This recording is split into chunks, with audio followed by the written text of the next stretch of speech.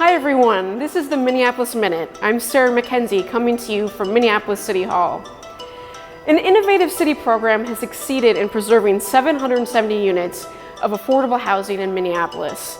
The 4D Affordable Housing Program helps property owners obtain reductions in property taxes while keeping a portion of their rental units affordable for 10 years.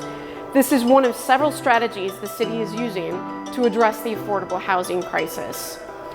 City staff want to hear from the community as they develop a food action plan. The goal is to create a more equitable, climate resilient, and sustainable local food economy. The homegrown Minneapolis Food Council is holding meetings on food plan topic areas. Go to the Minneapolis Food Council website to find out how you can get involved to be part of the discussion. With gardening season in full swing, the city urges you to protect local bees. Pollinator populations are in sharp decline. Avoid pesticides that poison bees, butterflies, and other pollinators, and don't buy plants already treated with those pesticides. Gardeners and landscapers should focus on plants that nourish pollinators, including a variety of native flowers that bloom all season long. Check your neighborhood gardening store for pollinator-friendly plants. That's it for Minneapolis Minute. Thanks for watching. We'll see you next time.